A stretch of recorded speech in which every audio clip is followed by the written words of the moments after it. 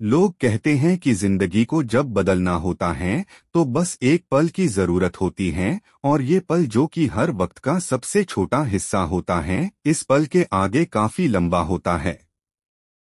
सतबीर भी इसी पल की तलाश में था जो उसकी जिंदगी को हमेशा के लिए बदल दे और जिसकी खातिर नौकरी के सिलसिले में उसने सैकड़ों इंटरव्यू दिए थे, लेकिन कोई भी नौकरी में तब्दील ना हो सका।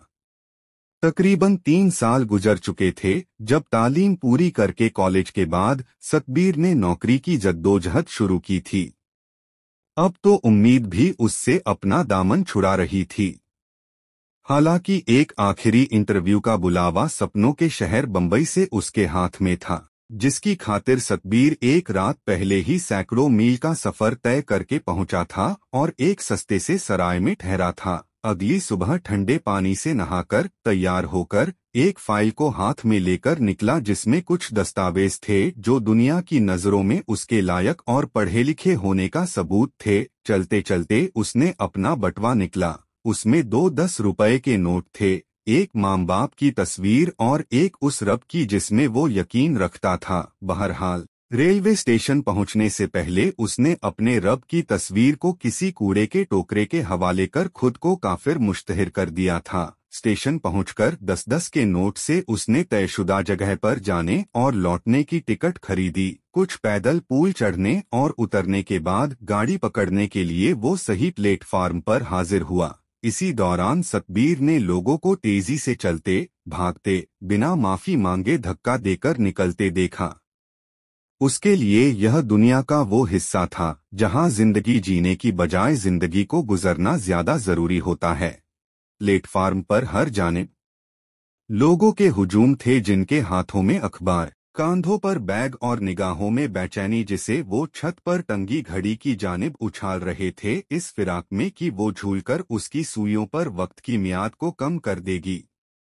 इन सब के बीच एक खटखट की आवाज सतबीर को परेशान कर रही थी। उसने पलटकर देखा तो मालूम हुआ कि प्लेटफार्म पर बैठे जूते पॉलिश करने वाले मुमकिन ग्राहक की तवज्जो हासिल करने के लिए ब्रश को जूते रखने वाली तख्ती पर ठोक रहे थे।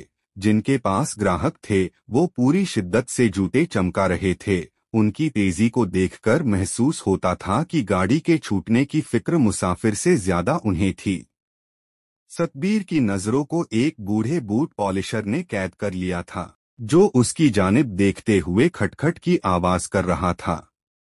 इन जूतों के साथ तुम्हें वो नौकरी हासिल नहीं होगी जिसके लिए तुम जा रहे हो, बूढ़े ने सतबीर के निहायत ही बदहाल जूतों की जानिब इशारा करते हुए कहा। जा रहा हूँ, सतबीर ने ताज्जुब भरी निगाहों से बूढ़े से पूछा। बेटा, 30 बरस से इस प्लेटफार्म पर जूते पॉलिश कर रहा हूँ। मैं मुसाफिर की शक्ल देखकर बता सकता हूँ कि वो कौन सा मुकाम हासिल करने निकला है, बूढ़े ने जवाब दिया और काफी इसरार किया कि सतबीर अपने बदहाल जूतों की मरम्मत और पॉलिश दोनों ही करवा ले। इस पर सतबीर उसके पास गया और दबी हुई आवाज में बोला, मेरे पास इन जूतों को ठीक करवाने के लिए पैसे नहीं है बाबा। बूढ़े बूट पॉलिशर ने जवाबन कहा, फिक्र की कोई बात नहीं है, इसमें मैंने तुमसे पैसे मांगे ही कहा है।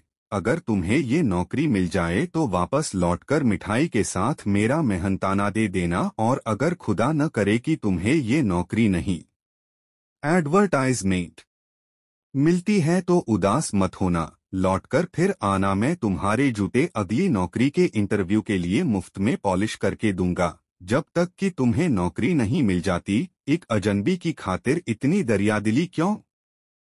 सतबीर ने हैरान नजरों से पूछा। ये जहान फकीरों की फकीरी से नहीं, अलबत्ता होशियारों की होशियारी से है। एक सबक दे रहा हूँ तुम्हें, जो मैंने ताउम्र गुजार कर सीखा है। कुछ बनने के लिए पहले उस जैसा दिखना जरूरी होता है, और आज के जमाने में जूते ख्वाहिशमंद इंसान की सबसे बड़ी जरूरत हैं। यही हैं जो उन्हें उनकी ख्वाहिशों के पीछे हर वक्त भागते रहते हैं और मुश्किल वक्त में किसी चट्टान की तरह खड़ा भी रखते हैं। यही वजह है कि इंसान की पहचान बावजूद उसकी अच्छी सूरत के उसके जूतों से होती है। आखिरकार सतबीर राजी हो गया। बूढ़े बूट पॉलिशर से जूतों की मरम्मत करवाई और लौटकर जरूर आऊंगा इस वादे के साथ अलविदा कहके रेलगाड़ी पकड़कर मुकाम की सिमत बढ़ गया। बहरहाल जब वो सुबह निकला था तो उम्मीद को जिंदगी से जुदा करके निकला था, सोचकर कि नौकरी मिली तो ठीक वरना डूबकर फना होने के लिए बंबई के समंदर की गहराई काफी होगी। जब शाम को नौकरी हासिल करके सतबीर उसी प्लेटफार्म पर लौटा तो बूढ़े बूट पॉलिशर को वहां ना पाकर मायूस हो गया। हर गोशा तलाशने और कुछ वक्त इंतजार करने के बाद वो अपने सस्ते से सराय लौट गया इस उम्मीद में कि अब कल मुलाकात होगी। अगली सुबह वो फिर उसी प्लेटफार्म पर खड़ा था। आज नौकरी का पहला दिन था। वो भी अपनी बेचैनी उछाल रहा था, कभी छत से लटकी घड़ी की जानिब तो कभी वहां बैठे हर बूट पॉलिशर की। वो जगह खाली थी जहां वो बूढ़ा बूट पॉलिशर कल बैठा था। शाम हुई और सतबीर ने खुद को वापस उसी प्लेटफार्म पर फिर पाया। वो बूढ़ा वहां नहीं था। मुलाकात न हो पाने की सूरत में सतबीर को खुद पर खींच आ रही थी। उसने फैसला किया कि वो रात उसी प्लेटफार्म पर गुजरेगा ताकि सुबह जल्दी मुलाकात मुमकिन हो सके। वो वहीं एक किताबों की दुकान के नीचे सोने की जगह नहीं, चलो जाओ यहाँ से। सुबह जब दुकान के मालिक ने उसे वहाँ सोता पाया, उसे नींद से जागते हुए कहा, तकलीफ के लिए माफी, मैं कोई भिखारी नहीं हूँ। मैं यहाँ बूढ़े बूट पॉलिशर का इंतजार कर रहा हूँ जो आपकी दुकान के पास बैठता है। सतबीर ने दुकानदार से कहा, तुमने उस मरे हुए बूढ़े के लिए यहाँ खुले में रात गुजारी है, क्या लगता था वो तुम्हारा? दुकानदार ने जवाबन पूछा, माफ कीजिए, क्या अपने कहाँ मरे हुए? सतबीर ने हैरनियत से दुकानदार की जानिब देखा। हाँ, कल दोपहर के वक्त उसे दौरा पड़ा और किसी के मदद करने से पहले ही वो मर गया था। क्या वो बहुत बीमार थे? बहुत ज्यादा। कई मर्तबा मैंने उसे पैसे देने की कोशिश की ताकि वो डॉक्टर से अपना इलाज करवा सके, लेकिन उसने हमेशा लेने से इनकार किया। बड़ा ही जिद्दी और खुददार बूढ़ा था।